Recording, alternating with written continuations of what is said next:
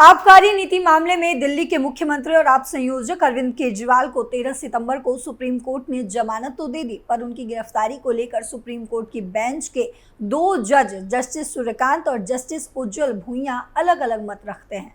Justice उज्जवल भुइयां ने hearing के दौरान सीबीआई की ओर से गिरफ्तारी के समय पर गंभीर सवाल उठाए। तो आपको बताते हैं कि बेंच ने उस दौरान ऐसी कौन सी बड़ी बातें कही जिनसे न सिर्फ अरविंद केजरीवाल को राहत मिली बल्कि आप नेताओं के चेहरे पर भी मुस्कान आ गई। जस्टिस भुइयां ने अरविंद केजरीवाल की गिरफ्तारी की टाइमिंग पर सवाल दागे। उन्होंने कहा कि जब ईडी के मामले में जमानत मिल गई थी तभी सीबीआई ने दोबारा गिरफ्तार कर लिया। उन्होंने आगे कहा कि देश की प्रमुख जांच एजेंसी होने के नाते उसे मनमानी तरीके से गिरफ्तारियां करते हुए नहीं देखा जाना चाहिए। जस्टिस भुइयां के इस ऐलान से आप खेमे में खुशी की लहर दौड़ गई, लेकिन केजरीवाल के बाहर आने के बावजूद भी क्या केजरीवाल की जिंदगी में कोई बदलाव आया है या केजरीवाल को इससे और भी ज्यादा नुकसान का सामना करना पड़ सकता है? आपको बताएंगे इस स्पेशल स्टोरी में। नमस्कार, आप देख रहे हैं कैपिटल टीवी, मैं हूं आपके साथ पल्लवी सिंह।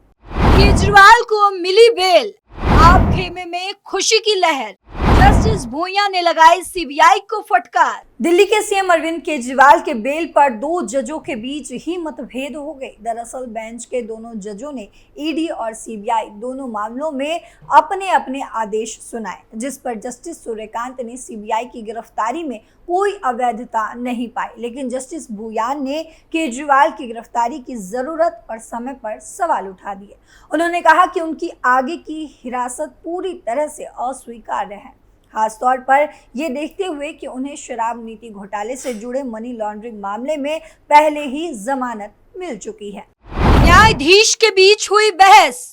जस्टिस भुइयां ने कहा सीबीआई ने 22 महीनों तक अपीलकर्ता को गिरफ्तार करने की जरूरत महसूस नहीं की, तो मैं ये नहीं समझ पा रहा हूं कि जब अपीलकर्ता ईडी मामले में रिहा होने वाला था तो उसे गिरफ्तार करने की इतनी जल्दी और तत्परता क्यों थी। मैं इस बात पर पूरी तरह सहमत हूं कि सीबीआई द्वारा अपीलकर्ता की देरी से गिरफ्तारी अनुचित है। अपीलकर्ता को पीएमएलए के ज्यादा कड़े प्रावधानों के तहत जमानत मिल चुकी है, तो उसी अपराध के लिए सीबीआई द्वारा अपीलकर्ता की आगे की हिरासत पूरी तरह से अस्वीकार्य हो गई है। ऐसे में जमानत मिलने के बावजूद केजरीवाल को जेल में रखना न्याय का मजाक उड़ाना है। यानी दोनों जजों में ही बहस छिड़ गई और दोनों जजों के मत अलग अलग हो गए। सीबीआई को बताया पिंजरे में बंद तोता। जस्टिस भुइयां ने आगे कहा सीबीआई की ओर से दिल्ली के सीएम अरविंद केजरीवाल को गिरफ्तार करने के समय और तरीके पर सवाल उठाए हैं। ये धारणा बदली जानी चाहिए कि सीबीआई पिंजरे में बंद तोता है। सीबीआई को निष्पक्ष रूप से देखा जाना चाहिए और हर संभव प्रयास किया जाना चाहिए कि गिरफ्तारी मनमानी तरीके से ना हो। देश में धारणा मायने रखती है और सीबीआई को पिंजरे में बंद तोते की धारणा को दूर करनी चाहिए और दिखाना चाहिए कि वह पिंजरे से बाहर निकला तोता है। यह टिप्पणी तब आई जब जस्टिस सूर्यकांत और जस्टिस उज्जवल भुइयां की बेंच ने 5 अगस्त के दिल्ली हाई कोर्ट के आदेश को अरविंद केजरीवाल की चुनौती पर 13 सितंबर को फैसला सुनाया, जिसमें सीबीआई की गिरफ्तारी को चुनौती देने और जमानत मांगने की उनकी याचिकाओं को जमानत के लिए ट्रायल कोर्ट जाने की स्वतंत्रता के साथ खारिज कर दिया था। अरविंद केजरीवाल को ईडी के बाद सीबीआई मामले में भी सुप्रीम कोर्ट से जमानत मिल गई है। वे जेल से बाहर आ चुके हैं। हालांकि कोर्ट ने सीबीआई की गिरफ्तारी को वैध ठहराया है और बेल की शर्तें तय कर दी है। कोर्ट ने जमानत के लिए वही शर्तें लगाई है जो ईडी केस में बेल देते वक्त लगाई गई थी। केजरीवाल को बाहर आकर उन शर्तों का पालन करना होगा। माना जा रहा है कि रिहाई की शर्तों की वजह से केजरीवाल की मुश्किलें कम नहीं हुई हैं। उन्हें सरकार चलाने में मशक्कत झेलनी पड़ सकती है। फिलहाल केजरीवाल की रिहाई से पार्टी नेता से लेकर कार्यकर्ता तक खुश हैं और तिहाड़ से लेकर उनके आवास तक जश्न का माहौल है। सीएम आवास से लेकर पार्टी दफ्तर तक भी जश्न मनाया जा रहा है।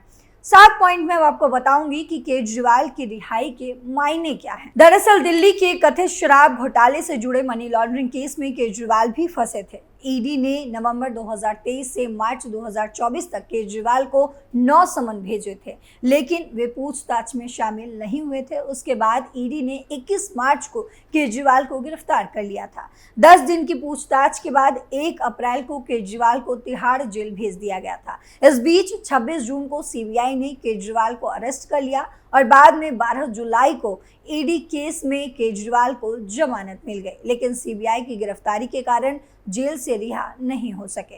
आम आदमी पार्टी लगातार दावा कर रही थी कि बीजेपी ने केजरीवाल को राजनीतिक साजिश के तहत फंसाया है। वहीं बीजेपी कह रही थी कि बोया पेड़ बबूल का तो आम कहां से होए। किन शर्तों का करना होगा पालन? जेल से बाहर आने के बाद केजरीवाल किसी भी फाइल पर दस्तखत नहीं कर पाएंगे जब तक ऐसा करना जरूरी ना हो। केजरीवाल के दफ्तर जाने पर भी पाबंदी रहेगी। वे ना तो मुख्यमंत्री कार्यालय और ना ही सचिवालय जा सकेंगे। इस मामले में केजरीवाल कोई बयान या टिप्पणी भी नहीं कर सकते हैं। किसी भी गवाह से किसी तरह की बातचीत नहीं कर सकते हैं। इस केस से जुड़ी किसी भी आधिकारिक फाइल को नहीं मंगा सकते और ना ही देख सकते हैं। जरूरत पड़ने पर ट्रायल कोर्ट में पेश होंगे और जांच में सहयोग करेंगे। 10 लाख का बेड बॉन्ड भरना होगा। केजरीवाल के सामने मुश्किलों का पहाड़। शुक्रवार को सुप्रीम कोर्ट के जस्टिस सूर्यकांत ने केजरीवाल को नियमित जमानत देने का फैसला सुनाया। जस्टिस उज्जवल भुइयां ने उनके फैसले पर सहमति जताई।